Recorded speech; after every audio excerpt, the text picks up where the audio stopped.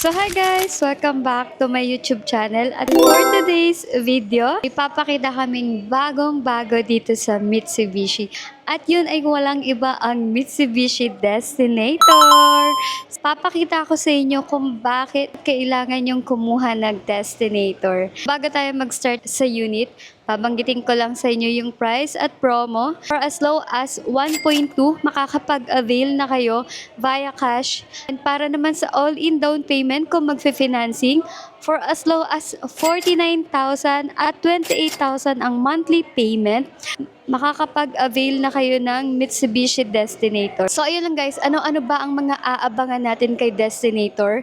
Sunroof, 5 drive modes, leather seat, at syempre, high ground clearance. Guys, panoorin nyo lang tong video na to para mas makilala at mas malaman nyo pa kung bakit kailangan yung kumuha ng Mitsubishi Destinator.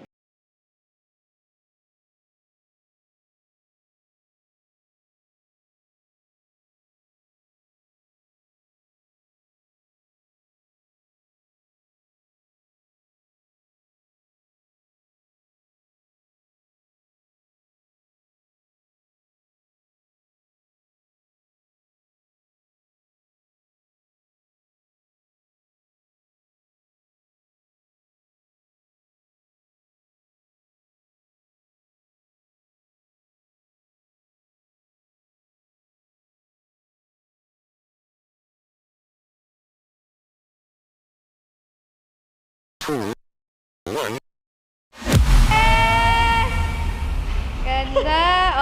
So ayun guys, bago tayo mag-start sa quick walk around, papakita ko lang at papaikot ko lang muna itong camera para kahit papano meron kayong reference ng harap, likod, gilid, taas, haba, at laki ni Destinator. So ayan guys, tingnan nyo lang muna to, mga 1 minute lang naman tong ikot na to and mag-i-start na tayo sa ating quick walk around kay Destinator. Banggitin ko na rin yung promo SRP monthly for Destinator. So starts tayo kay Mitsubishi Destinator GLX Automatic. For SRP, ang SRP niya is 1,398,000. Ang down payment niya starts at 49,000 at ang monthly niya naman starts at 28,000. For Destinator GLS Automatic, ang SRP niya starts at 1,599,000. Ang all-in down payment niya naman starts at 122,000 at para naman sa kanyang monthly payment starts at 33,000. And para naman sa top of the line, ito yung naka-model sa atin ngayon. Ang SRP niya starts at 1,929,000. And ang kanya namang down payment starts at 165,000. And para naman sa kanyang monthly payment starts at 39,000. So, ayan guys, yung starting promo natin for our Mitsubishi Destinator. At ayun na nga guys, papakita ko na sa inyo si Mitsubishi Destinator. Siyempre, mag-i-start tayo dito sa front. Pero hindi mawawala yung kanyang dynamic shield design na front fascia. Exclusive lang kay Mitsubishi. At meron na rin tayong Mitsubishi Destinator na hood emblem. Para sa kanyang front grille, meron siyang honeycomb design. And sobrang bago yung ganitong looks kay Mitsubishi. So, equipped na rin siya ng camera 360. So, rotated yung kanyang front camera. And meron din tayong mga front sensor. Ayan, so kabilaan yan. At yung kanyang mga lights na daytime running light, fog lights is LED na. So, naka-LED na yan lahat. So, and for the engine, naka 1.5 turbocharge. So, para dito sa side, guys, meron na siyang naka-built-in na side fender. And para naman sa kanyang mugs and wheels, naka 18-inch two-tone alloy wheels. Ayan, so napakaganda na ng kanyang mugs. Side mirror. So, sa side mirror, since two-tone ang Since two-tone ang ating display ngayon, ayan, naka-black na yung kanyang side mirror, equipped na rin ng integrated turn signal lights at yung ating camera 360 or around view monitor. Door handle, naka-body color na siya at meron na siyang KOS. So ano ba yung KOS? Ayan yung keyless operating system. So ang KOS natin is, ang kinagandahan niya naman, hindi mo na kailangan gumamit pa ng key fob para lang i-open. Basta nasa yung susi, 3 cm ang layo, pwede mo na siyang i-access dito sa ating KOS or sa kanyang door handle. Yung kanyang side panel, naka-soap pad na siya with burgundy color. Ayan, maganda malinaw. Ayan, naka-soap pad na siya with burgundy color. So, try naman nating upuan kung komportable ba siya. Katulad ko na passenger princess lang. So, ito try natin sa passenger seat.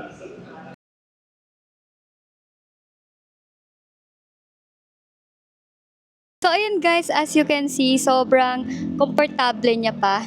Malaki yung kanyang legroom. Mataas yung kanyang headroom. Material, naka-leather seat na siya. Ang design naman ng kanyang leather seat is naka-two-tone. Actually, parang three color to kasi burgundy, gray, at black. So, papakita ko sa inyo yan mamaya. So, para naman dito sa kanyang dashboard, ayan, meron din siyang soft pad na naka-burgundy color at yung combination ng piano black design. And para naman sa kanyang monitor, para naman sa kanyang infotainment, naka 12-in touchscreen monitor with Apple and Android CarPlay. So guys, papakita ko sa inyo, paki-close up po ng kanyang, ayan.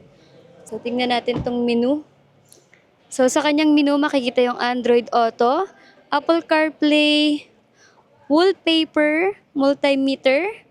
Ayan, so ayan yung meron sa kanyang multimeter. So, vehicle information, meron din. Sa kanyang ambient lighting, ayan. So, pwede kayong mamili ng kulay. Ayan. So, yung ambient lighting, guys, papakita ko sa inyo. So, lagyan natin sa pink dahil milig ako sa pink. Ayan. Ayan. So, ayan guys yung ambient color. So, meron yan dito sa front, meron sa mga, ayan, driver side. So, baguhin natin yung kulay. So, try naman natin tong blue. Ayan. So, okay. Naka-blue. Ayan, naka-blue na siya. Or purple. Or dark blue. So, ayan, tingnan naman natin yung iba. Yung mga drive mode, merong normal, wet, gravel, tarmac, at mud. And yung kanyang camera. So, ayan, yung kanyang camera, guys. Sa side. So, para naman dito sa kanyang aircon, ayan. Sa kanyang aircon control, naka-digital type na siya. Ayan, meron din tayo ditong para sa aircon na Nano X. So, maganda yung Nano X guys kasi nafi-filterize niya yung mga virus. So, meron tayong 2 types of SUV. Meron ditong Type C, USB, at syempre meron tayong ayan. So, para sa ating transmission, naka 4-speed automatic transmission. Ayan. Meron na rin tayo ditong electronic parking brake with auto hold. Drive mode, dito nakalocate. Meron din tayong 2 cups holder. At syempre, ang ating armrest with console box. So, ayan. So guys, ito yung pinaka-highlight for me. Actually, meron na rin tayo na to kay Mitsubishi 4x4 Montero Sport. Pero ngayon, dito sa ating Destinator, equipped na rin siya ng sunroof. So, dito naman para sa kanyang ah, so meron dito tayong SOS, call button.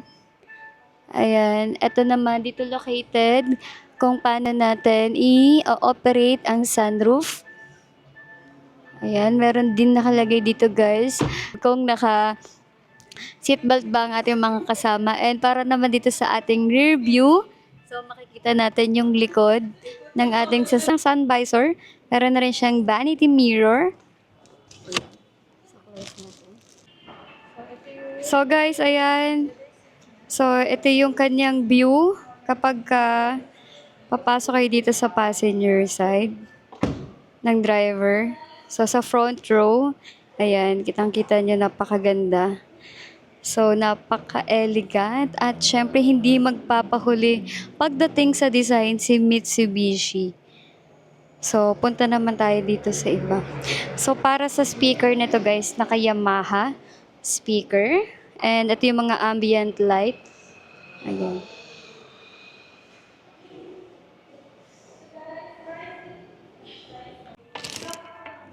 So guys, sa second row, ito naman yung kanyang view. Actually, itong ating sunroof is kaya pa siya hanggang dito. So, ayan.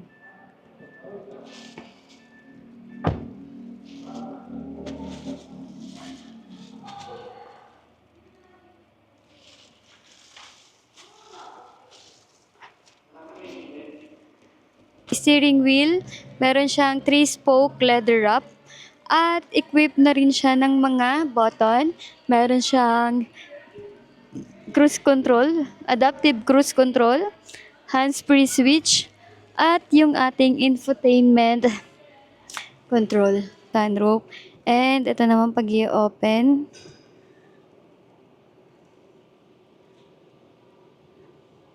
Ayan. So, hanggang yan, ganyan yung kanyang pinaka-close.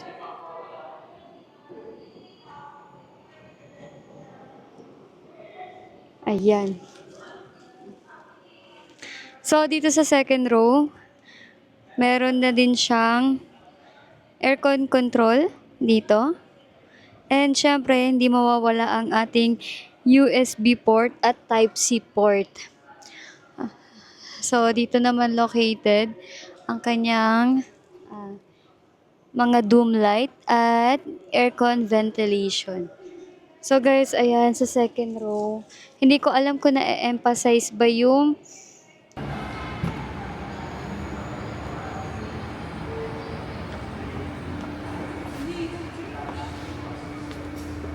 meron din siyang compartment box dito sa likod. So medyo malalaki yan guys. So medyo malalaki yan compare doon sa ating expander at medyo malalalim talaga siya. So pwedeng-pwede nyo talaga siyang paglagyan ng mga gamit.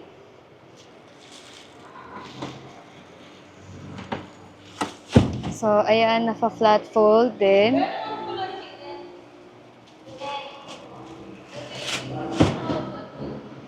Ayan. Naka-flat naman ang third row. So, ayan, sa third row niya, meron na ring mga port, USB and Type-C. So, para sa kanyang third row, may mga cup holder, merong mga seat belt. So, ayan.